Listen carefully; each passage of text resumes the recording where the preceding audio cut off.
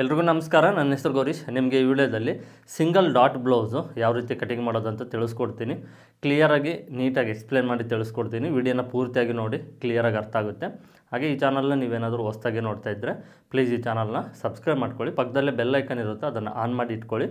ಇಂಥ ಟೈಲರಿಂಗ್ ವೀಡಿಯೋಸ್ನ ನಾನು ಅಪ್ಲೋಡ್ ಮಾಡಿದ ತಕ್ಷಣ ನಿಮಗೆ ನೋಟಿಫಿಕೇಷನ್ ಬರುತ್ತೆ, ಎಲ್ಲ ವೀಡಿಯೋಸ್ನ ನೀವು ನೋಡ್ಬೋದಾಗುತ್ತೆ. ಈ ಸಿಂಗಲ್ ಡಾಟ್ ಬ್ಲೌಸು ನಿಮಗೆ 40 ಇಂಚು ಚೆಸ್ಟ್ ಮೆಜರ್ಮೆಂಟು ಅಂದರೆ ಬಾಡಿ ಮೆಜರ್ಮೆಂಟ್ಸ್ಗೆ ತಿಳಿಸ್ಕೊಡ್ತೀನಿ. ಅಳತೆ ಬ್ಲೌಸ್ ಯಾವುದು ತಗೊಂಡಿಲ್ಲ.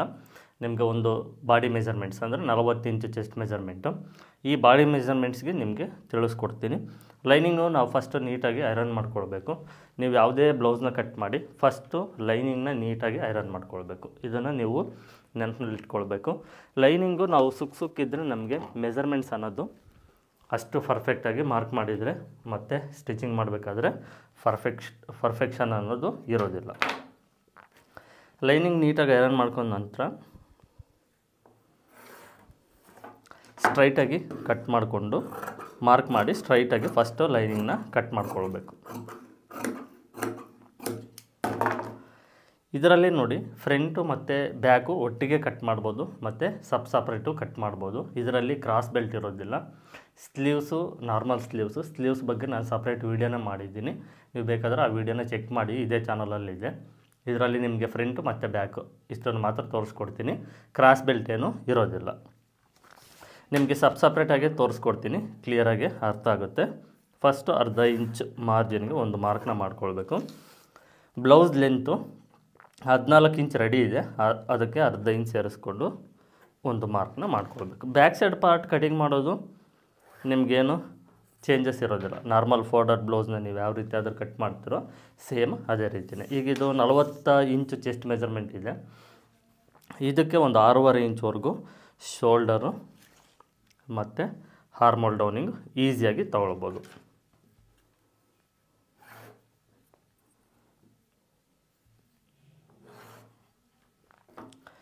ಇದರಲ್ಲಿ ಅರ್ಧ ನೆಕ್ ವಿಡ್ತು 3 ಇಲ್ಲ 3.25 ಇಂಚ್ವರೆಗೂ ನೆಕ್ ವಿಡ್ತನ್ನು ತಗೊಳ್ಬೋದು. ಡೀಪು 10 ಇಂಚ್ ರೆಡಿ ಡೀಪ್ ಇದೆ, ಅರ್ಧ ಇಂಚ್ ಎಕ್ಸ್ಟ್ರಾ ಮೇಲ್ಗಡೆ ಶೋಲ್ಡ್ರ್ ಮಾರ್ಜಿನು ಸೇರಿಸ್ಕೊಂಡು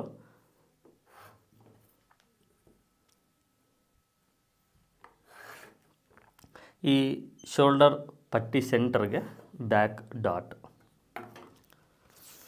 ಚೆಸ್ಟ್ ಮೆಜರ್ಮೆಂಟ್ 40 ಇಂಚ್ ಇದೆ, ಅಂದರೆ 4 ಭಾಗ ಮಾಡಬೇಕು. 10 ಇಂಚ್ ಬರುತ್ತೆ, ಪ್ಲಸ್ ಅದಕ್ಕೆ ಒಂದು ಅರ್ಧ ಇಂಚ್ ಎಕ್ಸ್ಟ್ರಾ ಸೇರಿಸ್ಕೊಂಡ್ರೆ ಸಾಕಾಗುತ್ತೆ. ಮತ್ತು ಸೊಂಟದ ಅಳತೆ ಎಷ್ಟಿರುತ್ತೋ ಅದನ್ನು 4 ಭಾಗ ಮಾಡಿ ಫಸ್ಟ್ ಒಂದು ಮಾರ್ಕ್ನ ಮಾಡ್ಕೊಳ್ಬೇಕು. ನೆಕ್ಸ್ಟು 1 ಇಂಚ್ ಎಕ್ಸ್ಟ್ರಾ ತೊಗೊಳ್ಬೇಕು.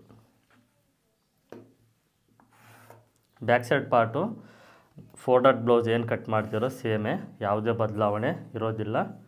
ಹಾಗಾಗಿ ನಾನು ನಿಮಗೆ ಸಿಂಪಲ್ಲಾಗಿ ತಿಳಿಸ್ಕೊಡ್ತಾ ಇದ್ದೀನಿ. ಇಲ್ಲಿಂದ 1/4 ಇಂಚ್ವರೆಗೂ 40 ಇಂಚ್ ಚೆಸ್ಟ್ ಮೆಜರ್ಮೆಂಟ್ ಅಲ್ವಾ, 1/4 ಇಂಚ್ವರೆಗೂ ಮಾರ್ಕ್ ಮಾಡ್ಕೊಳ್ಳಿ, ಸಾಕಾಗುತ್ತೆ. ಮಾರ್ಕ್ ಮಾಡಿಕೊಂಡು ಈ ಮಾರ್ಕ್ ಪ್ರಕಾರನೇ ಹಾರ್ಮೋಲ್ ರೌಂಡಿಂಗ್ನ ಮಾರ್ಕ್ ಮಾಡ್ಕೊಳ್ಬೇಕು.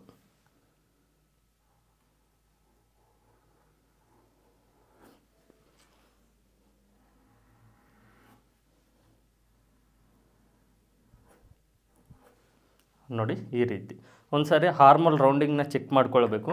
ಹಾರ್ಮೋಲ್ ರೌಂಡಿಂಗ್ ಈ ರೀತಿ ಚೆಕ್ ಮಾಡಿಕೊಂಡ ನಂತರನೇ ನೀವು ಕಟ್ ಮಾಡಬೇಕು. ಏನಾದರೂ ನಿಮಗೆ ಹಾರ್ಮೋಲ್ ರೌಂಡಿಂಗು ಜಾಸ್ತಿ ಬಂತು ಕಡಿಮೆ ಬಂತು ಅಂದರೆ ಈ ಹಾರ್ಮೋಲ್ ಡೌನಿಂಗ್ ಮಾರ್ಕ್ನ ಅಡ್ಜಸ್ಟ್ಮೆಂಟಿಗೆ ಮಾಡ್ಕೊಳ್ಬೇಕು. ಈಗ ಇದು 19 ಇಂಚ್ ಬರ್ತಾಯಿದೆ ಹಾರ್ಮೋಲ್ ರೌಂಡಿಂಗ್ ಈ 40 inch chest ಮೆಜರ್ಮೆಂಟ್ಗೆ.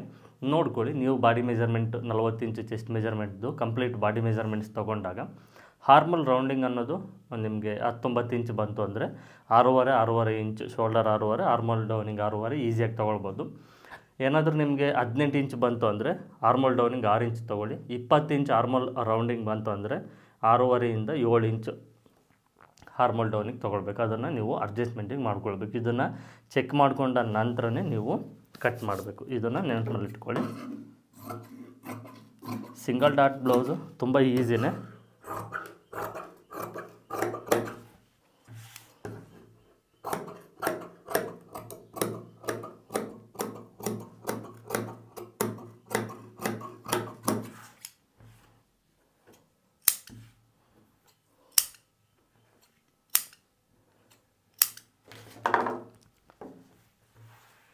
Next front side part same ನೀವು ಲೈನಿಂಗ್ನ ಯಾವ ರೀತಿ ಆದ್ರೆ ಹಾಕ್ಕೊಳ್ತೀರೋ ಅದೇ ರೀತಿಯೇ ಫೋಲ್ಡೆಡ್ ಬ್ಲೌಸ್ಗೆ ಲೈನಿಂಗ್ನ ಹಾಕ್ಕೊಳ್ತೀರಲ್ವ ಬ್ಯಾಕ್ ಸೈಡ್ ಪಾರ್ಟ್ ಈ ರೀತಿ ಫಸ್ಟು ಅದೇ ರೀತಿಯೇ ಹಾಕ್ಕೊಳ್ಬೇಕು. ಹಾಕ್ಕೊಂಡ ನಂತರ ಸೇಮು ಬ್ಯಾಕ್ ಲೆಂತು ಇದಕ್ಕೆ ಏನು ಮಾಡಬೇಕು ಅಂದರೆ ಬ್ಯಾಕ್ ಲೆಂತ್ ಬದಲು ಈ ಮಾರ್ಜಿನ್ನು ಸೇರಿಸ್ಕೊಂಡು ಎಷ್ಟಿದೆಯೋ ಇಲ್ಲಿಗೆ ಮಾರ್ಕ್ ಮಾಡ್ಕೊಳ್ಳಿ.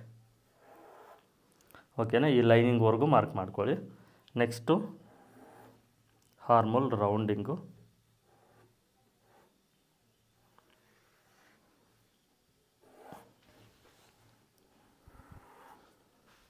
ಶೋಲ್ಡರು ಮತ್ತು ಈ ಕಡೆ ಸೈಡು ಉಕ್ಸ್ ಪಟ್ಟಿ ಹತ್ರ ಸ್ಟ್ರೈಟಾಗಿ ಮಾರ್ಕ್ ಮಾಡಬೇಕು. ಇದು ನೆಕ್ ಬಿಡ್ತು, ಇದು ಚೆಸ್ಟ್ ಪಾಯಿಂಟು.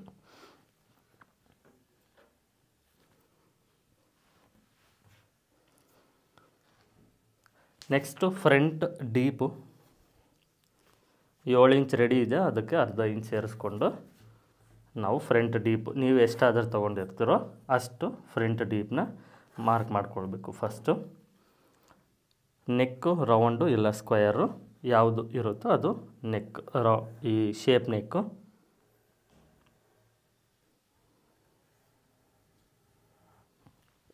ಓಕೆನಾ, ನೆಕ್ಸ್ಟ್ ಈಗ ಇದು ಸಿಂಗಲ್ ಡಾಟು. ಓಕೆ, ಈಗ ನೋಡಿ ನಿಮಗೆ ಕ್ಲಿಯರಾಗಿ ತಿಳಿಸ್ಕೊಡ್ತೀನಿ.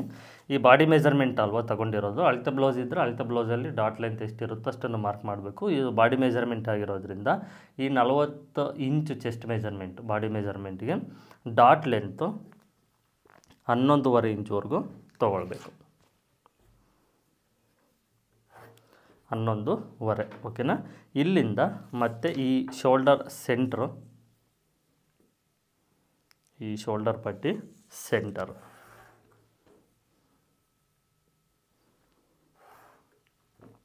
ಈ ಲೆಂತ್ ಎಷ್ಟಿದೆಯೋ ಅಲ್ಲಿವರೆಗೂ ನೀವು ಡಾಟ್ ಲೆಂತ್ನ ತೊಗೊಳ್ಬೇಕಾಗುತ್ತೆ ಸಿಂಗಲ್ ಡಾಟ್ಗೆ.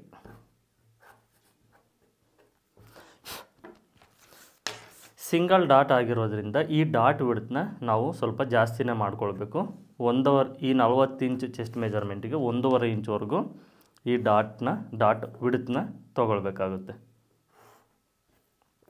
ಓಕೆನಾ, ಇಷ್ಟು ಡಾಟ್ ಫುಲ್ ಬ್ಲೌಸ್ ಲೆಂತ್ ಎಷ್ಟಿದೆಯೋ ಅಷ್ಟುವರೆಗೂ ಡಾಟ್ ಲೆಂತ್ ತೊಗೊಳ್ಬೇಕು. ಜನರಲ್ಲಾಗಿ ಇಲ್ಲಿಂದ 2.5-3 ಇಂಚ್ವರೆಗೂ ತೊಗೊಳ್ತೀವಲ್ವ, ಆ ರೀತಿ ಮಾಡಬಾರ್ದು. ಲೆಂತ್ ಕಂಪ್ಲೀಟ್ ಲೆಂತ್ ಎಷ್ಟಿದೆಯೋ ಅಲ್ಲಿವರೆಗೂ ತೊಗೊಳ್ಬೇಕು. ನೆಕ್ಸ್ಟು ಈ ಕಡೆ ಸೈಡು ಒಂದು ಅರ್ಧ ಇಂಚ್ವರೆಗೂ ಈ ರೀತಿ ಕ್ರಾಸಾಗಿ ಮಾರ್ಕ್ ಮಾಡ್ಕೊಳ್ಳಿ ಸಾಕು.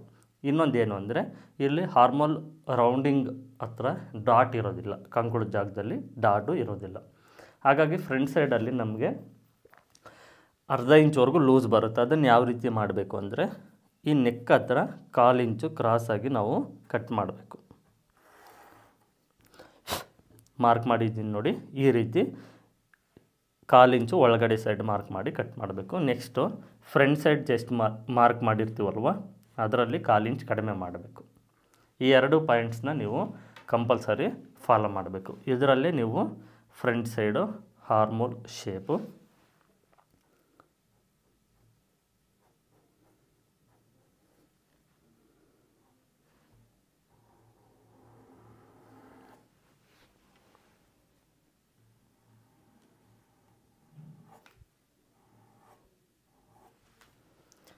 ಬ್ಯಾಕ್ ಸೈಡ್ದು ಹಾರ್ಮೋಲ್ ಶೇಪ್ ನೋಡಿಕೊಂಡು ಅದರ ಪ್ರಕಾರ ಫ್ರಂಟ್ ಸೈಡ್ ಹಾರ್ಮೋಲ್ ಶೇಪ್ನ ಮಾರ್ಕ್ ಮಾಡ್ಕೊಳ್ಬೇಕು. ಇನ್ನೊಂದು ಏನು ಅಂದರೆ ಇಲ್ಲಿ ಈ ವಿಡ್ತಿಂದ ಇಲ್ಲಿವರೆಗೂ ಎಷ್ಟು ಇಂಚ್ ಬರುತ್ತೆ ಇದನ್ನು ನೋಡ್ಕೊಳ್ಬೇಕು. ಇದು 3 ಇಂಚಿದೆ. ನೆಕ್ಸ್ಟು ಈ ಸೊಂಟದ ಅಳತೆ ಇರುತ್ತಲ್ವ, ಆ ಸೊಂಟದ ಅಳತೆ ಏನಿದೆಯೋ ಅದನ್ನು ನೋಡ್ಕೊಳ್ಬೇಕು. ಈಗಿದು ಸೊಂಟದ ಅಳತೆ 9 ಇಂಚ್ 36 ಇಂಚಿದೆ. ಓಕೆನಾ, ಅಂದರೆ 9 ಇಂಚ್ ಬರಬೇಕು.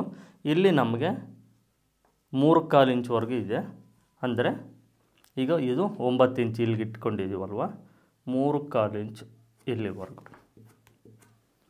ಈ ರೀತಿ ಸೊಂಟದ ಅಳತೆನ ನಾವು ಒಂದ್ಸರಿ ಚೆಕ್ ಮಾಡಿಕೊಂಡು ಮಾರ್ಕ್ ಮಾಡಬೇಕು. ಯಾಕೆ ಅಂದರೆ ಈ ಡಾಟ್ ವಿಡ್ತ್ ಜಾಸ್ತಿ ಇರುತ್ತೆ, ಕ್ರಾಸ್ ಬೆಲ್ಟ್ ಇರೋದಿಲ್ಲ, ಹಾಗಾಗಿ ಶೇಪ್ ಏನೂ ಬರೋದಿಲ್ಲ. ಇದನ್ನು ನಾವು ಹಾಗೆ ಈ ರೀತಿ ಸ್ಟ್ರೈಟ್ ಇಟ್ಟು ಮಾರ್ಕ್ ಮಾಡಿದ್ದೀವಿ ಅಂದರೆ ಈ ವಿಡ್ತ್ ಸೊಂಟದ ಅಳತೆ ಅನ್ನೋದು ಕಡಿಮೆ ಬರುತ್ತೆ, ಅಂದರೆ ಈ ಮಾರ್ಜಿನ್ ಅನ್ನೋದು ಕಡಿಮೆ ಬರುತ್ತೆ. ಹಾಗಾಗಿ ಇದು ಆ್ಯಕ್ಚುಲಿ ಈ ಸಿಂಗಲ್ ಡಾಟಲ್ಲಿ ಬರೋದೇ ಈ ರೀತಿ ಬರುತ್ತೆ. ಫ್ರಂಟ್ ಸೈಡ್ ಪಾರ್ಟಲ್ಲಿ ಈ ರೀತಿ ಕ್ರಾಸ್ ಬರುತ್ತೆ. ನೀವು ಕಂಪಲ್ಸರಿ ಈ ಸೊಂಟದ ಅಳತೆನ ಚೆಕ್ ಮಾಡ್ಕೊಳ್ಬೇಕು. ಚೆಸ್ಟ್ ಮೆಜರ್ಮೆಂಟಲ್ಲಿ ಇಲ್ಲಿ 1/4 ಇಂಚು ಮತ್ತು ಈ ಕಡೆ ಸೈಡು ಶೇಪ್ ನೆಕ್ ಹತ್ರ ಫ್ರಂಟ್ ನೆಕ್ ಹತ್ರ 1/4 ಇಂಚು ಈ ಸ್ಲೋಪ್ನ ಕೊಡಬೇಕು. ಓಕೆನಾ, ಇದು ಪರ್ಫೆಕ್ಟ್ ನಿಮಗೆ ಸಿಂಗಲ್ ಡಾಟ್ ಬ್ಲೌಸ್ ಕಟಿಂಗ್.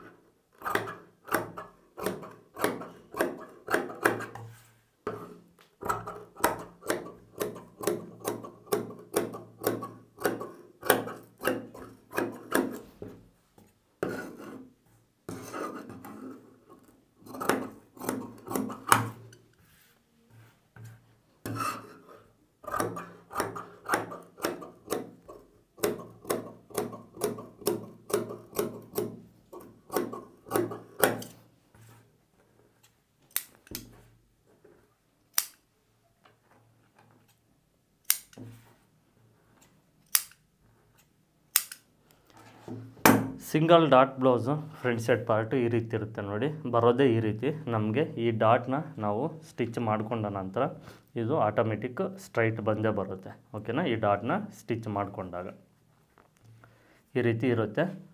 ನೀವು ಇದರಲ್ಲಿ ಇನ್ನೂ ಒಂದು ಟಿಪ್ಸ್ನ ಫಾಲೋ ಮಾಡಬೇಕು ಅಂದರೆ, ಇನ್ನೊಂದು ಟಿಪ್ಸ್ ನಾನು ತಿಳಿಸೋದಾದರೆ, ಇನ್ನೂ ನಿಮ್ಗೆ ಪರ್ಫೆಕ್ಟ್ ಬರಬೇಕು ಅಂದರೆ ಈ ಕಡೆ ಸೈಡ್ ಏನು ಮಾಡ್ತೀರಂದರೆ ಇನ್ನೂ ಸ್ವಲ್ಪ ಇಲ್ಲಿ ಕೆಳಗಡೆ ಸೈಡ್ ಈ ಬಿಡತ್ತನ್ನ ಜಾಸ್ತಿ ಮಾಡ್ಕೊಳ್ಳಿ.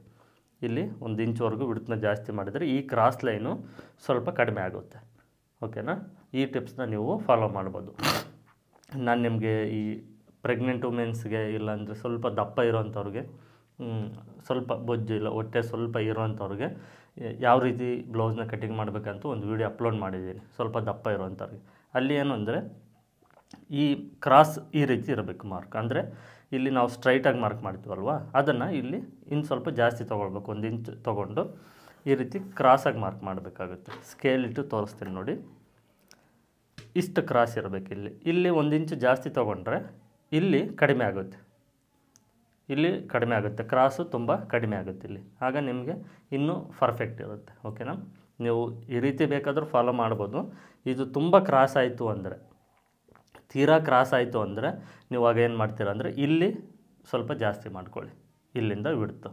ಇದನ್ನು ಫಾಲೋ ಮಾಡಿ ನಿಮಗೆ ಪರ್ಫೆಕ್ಟ್ ಬರುತ್ತೆ. ಇದು ನಿಮಗೆ ಸಿಂಗಲ್ ಡಾಟ್ ಬ್ಲೌಸು. ತುಂಬ ಈಸಿಯಾಗಿ ತಿಳಿಸ್ಕೊಟ್ಟಿದ್ದೀನಿ, ಕನ್ಫ್ಯೂಸ್ ಮಾಡ್ಕೊಳ್ಬೇಡಿ. ಯಾವ ರೀತಿ ಆದರೂ ತಿಳಿಸ್ಕೊಟ್ಟಿದ್ದೀನಿ, ಇದೇ ರೀತಿ ಫಾಲೋ ಮಾಡಿ ಪರ್ಫೆಕ್ಟ್ ಬರುತ್ತೆ. ಇಷ್ಟು ಈ ವಿಡಿಯೋದಲ್ಲಿ. ಇದು ಅರ್ಥ ಆಗಿದೆ ಅಂದ್ಕೊಂಡಿದ್ದೀನಿ. ಇಲ್ಲಿಗೆ ಈ ವಿಡಿಯೋನ ಎಂಡ್ ಮಾಡ್ತಾಯಿದ್ದೀನಿ. ಮತ್ತೆ ಮುಂದಿನ ವಿಡಿಯೋದಲ್ಲಿ ಸಿಗ್ತೀನಿ. ಎಲ್ಲರಿಗೂ ಧನ್ಯವಾದಗಳು.